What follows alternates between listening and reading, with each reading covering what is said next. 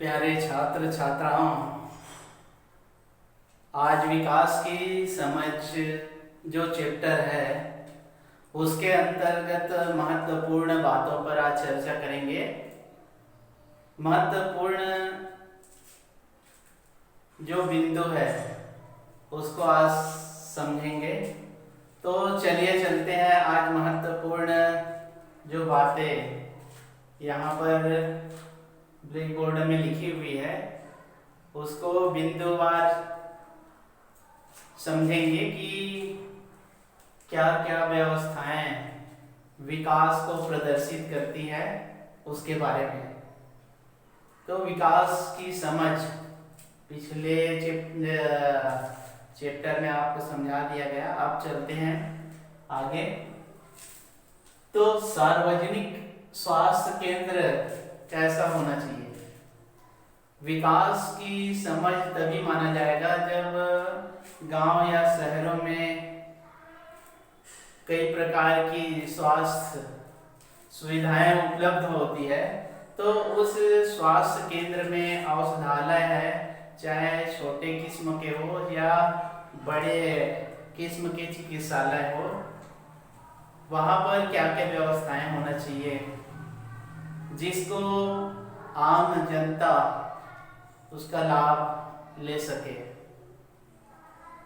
तो इसके अंतर्गत एक सार्वजनिक स्वास्थ्य केंद्र जो होता है वहाँ पर उचित मात्रा में डॉक्टरों की नियुक्ति, उचित मात्रा में दवाइयाँ हमेशा उपलब्ध होनी चाहिए ताकि समय के अनुसार से कोई भी जो मरीज है उसका लाभ ले सके। तो इस प्रकार से डॉक्टरों की नियुक्ति और दवाइयाँ उपलब्ध होनी चाहिए सार्वजनिक जो स्वास्थ्य केंद्र होता है वहाँ पर। इसके अलावा और स्वास्थ्य केंद्र में जो होना चाहिए या एक स्वास्थ्य केंद्र को शामिल करना चाहिए वो है कि बिना भेदभाव के वहाँ पर हर वर्ग के लोगों की चिकित्सा व्यवस्था उपलब्ध कराना चाहिए। बिना भेदभाव के, बिना ऊंच नीच के सभी के लिए उचित इलाज की व्यवस्था होनी चाहिए। सार्वजनिक स्वास्थ्य केंद्र जो होता है, साफ सफाई, प्रसाधन, ऐसे जितने भी वहाँ पर चिकित्सा संबंधी उपकरण हैं उनकी समुचित व्यवस्था होनी चाहिए। तभी कोई भी नागरिक है उसका पर्याप्त लाभ ले सकता है। तो इस प्रकार से सार्वजनिक जो स्वास्थ्य केंद्र जो होता है वहाँ पर ये सारी व्यवस्थाएं होनी जरूरी है। इसके बाद में दूसरा जो पॉइंट आते हैं विकास को मापने के संकेतक। विकास विकास तो हम बोलते हैं लेकिन उसको कैसे मापा जाए, उसको कैसे तौला जाए कि यही विकास है, किस आधार पर उसको मापा जा सकता है कि ये वो विकास कहलाएगा। तो इसके बारे में जो महत्वपूर्ण बातें आती है वो है, सबसे पहला जो है उस देश की राष्ट्रीय आय। कोई भी देश की विकास को अगर समझना है, वो विकसित राष्ट्र है कि विकासशील राष्ट्र है, इसको समझने के लिए या वहाँ पर विकास की गति किस प्रकार से है या विकास में वृद्धि हो रही कि नहीं, इसके लिए हमको संपूर्ण उस देश की राष्ट्रीय आय को समझना पहले जरूरत है। सभी व्यक्तिगत आय, फिर राज्य की आय, फिर उसके बाद में सब मिलाकर राष्ट्र की आय किस प्रकार से है या राष्ट्र की आय का स्रोत क्या है, इसके बारे में पूरा जानकारी प्राप्त करना है।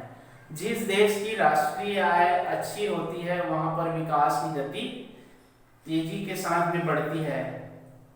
जहां पर राष्ट्रीय आय कम है तो उस देश का विकास संभव नहीं है और वो विकास की गति में पिछड़ते जाएगा।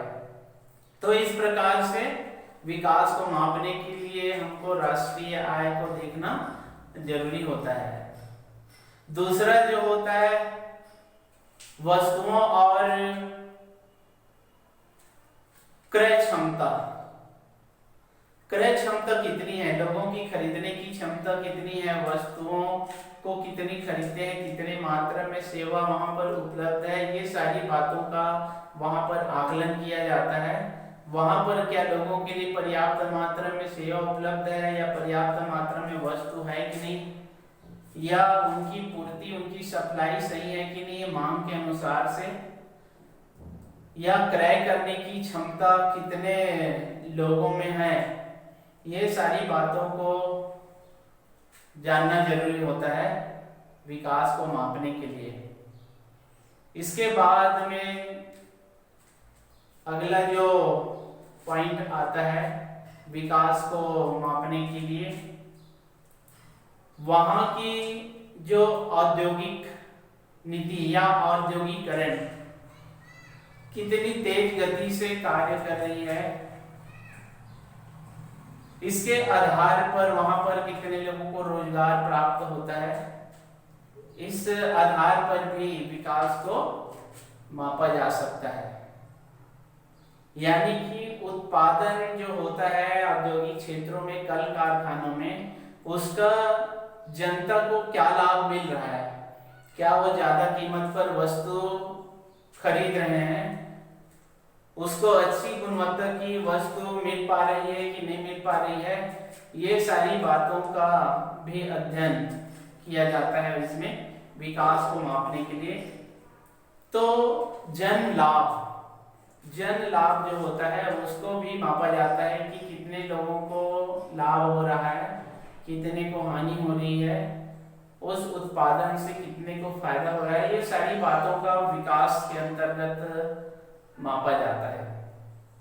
इसके बाद में अगली बिंदु जो आता है वो है विद्यालय विकास के लिए। विद्यालय की स्थापना तो कर दिया जाता है, सभी वर्ग के लिए विद्यालय खोल दिया गया है, गांवों में, शहरों में ऐसे बहुत सारे विद्यालय की स्थापना अध्ययन के लिए। तो इसमें किस प्रकार से व्यवस्था होना चाहिए, विद्यालय में कैसी व्यवस्था होना चाहिए जिसको विकास की श्रेणी में रखा जा सकता है। तो पहली बात तो यह है कि विद्यालय में पर्याप्त संख्या में विद्यार्थी या छात्र छात्राओं की संख्या होना चाहिए। विद्यालय में विद्यार्थियों के बैठने की जो व्यवस्था या संख्या के आधार पर कमरों की संख्या भी, विद्यार्थी कितने हैं उसके लिए कितने कमरे चाहिए, इसकी व्यवस्था भी विद्यालय को करना जरूरी है। विद्यालय में स्वच्छ प्रसाधन की व्यवस्था भी होना चाहिए। विद्यालय में पाठ्य सामग्री भी उपलब्ध होना चाहिए और विद्यार्थी के अनुरूप एक अनुभवी अध्यापक की भी व्यवस्था होनी चाहिए। तो ऐसे बहुत सारी व्यवस्था एक विद्यालय में रहने से उस गांव के या उस शहर के जो जनता है या लोगों को लाभ मिल सकता है, जिसको हम विकास कर सकते हैं। तो इस प्रकार से एक विद्यालय के विकास में ये बहुत महत्वपूर्ण जो बातें होनी चाहिए और ये सारी बातें होती है, वही विद्यालय विकास करता है, वही विद्यालय आगे बढ़ता है। इसके बाद में चलते हैं हम चौथा जो पॉइंट है, चौथा पॉइंट के अंतर्गत उड़ीसा में उद्योग स्थापना तो हो गई, लेकिन उसके लिए विरोध भी है। उड़ीसा में सारे संसाधन खनिज संपदा कहा जाए, चाहे वहां पर विभिन्न प्रकार के ऊर्जा के स्रोत कहा जाए। तो यहाँ पर औद्योगिकरण या उद्योगों की स्थापना हुई है। 45 से अधिक संयंत्रों की स्थापना की संभावना उड़ीसा में है। वहां पर बॉक्साइट, लॉग एश, कोयला, ये कई प्रकार के खनिज पदार्थ के मिलने के कारण वहां पर संयंत्र की स्थापना की पूरी संभावना बन रही है।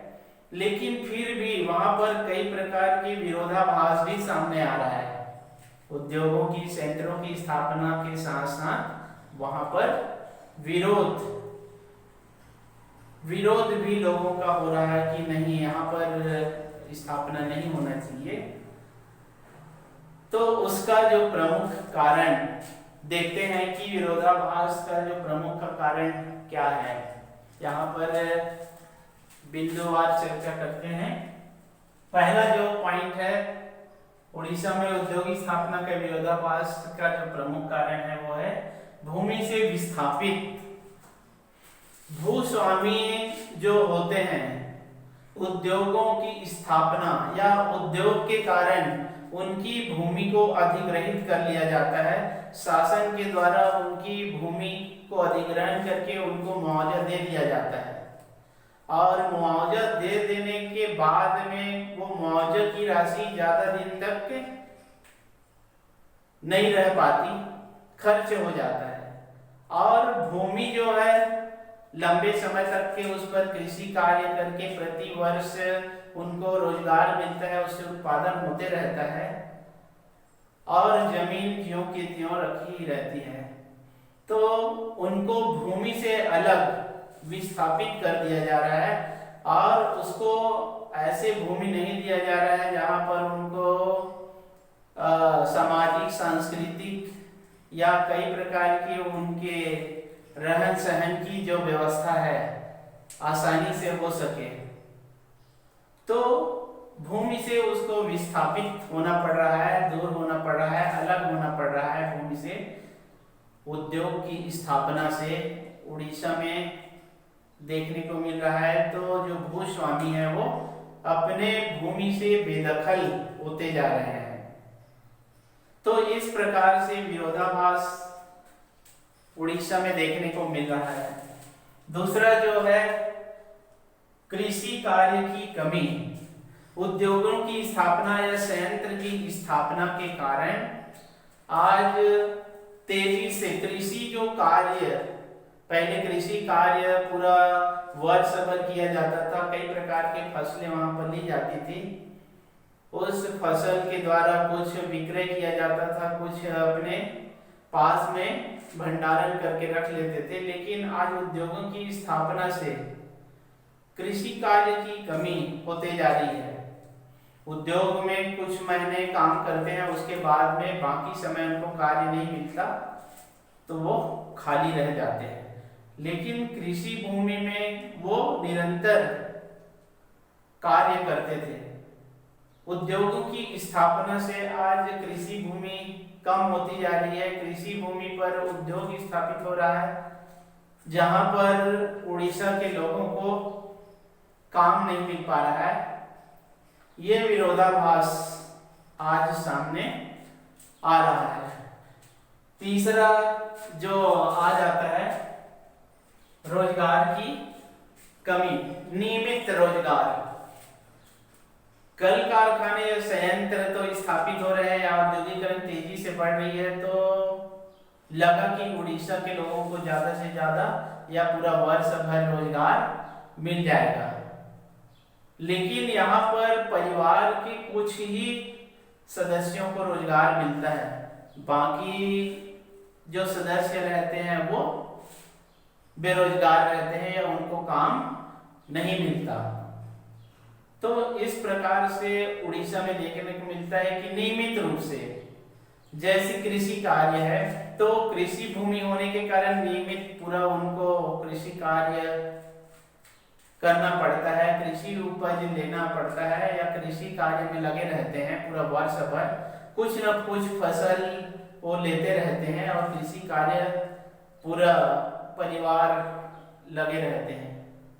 लेकिन उद्योगों की स्थापना से उनकी प्रशिक्षण, उनकी योग्यता या उनकी आयु के अनुसार से उद्योगों में उनको काम मिलता है, तो नियमित रूप से रोजगार वहां पर नहीं मिल पा रहा है। इससे लोग परेशान हैं।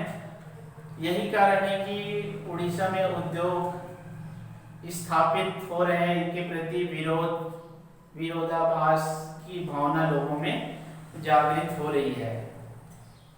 इसके बाद में चौथा जो चलते हैं, चौथा पॉइंट, तो उड़ीसा में उद्योग स्थापना में विरोधाभास का जल स्रोतों की कमी। जल स्रोत कई प्रकार के संयंत्र स्थापित होने के कारण भूजल का जो स्रोत दिनों दिन कम होते जा रहा है और नदी नाले सूखते जा रहे हैं, बांध सूखते जा रहे हैं। तो इस प्रकार से जल स्रोत की कमी देखने को मिल रही है, जिसके कारण वहां पर कृषि कार्य के लिए पर्याप्त मात्रा में जल की व्यवस्था नहीं हो पा रहा है।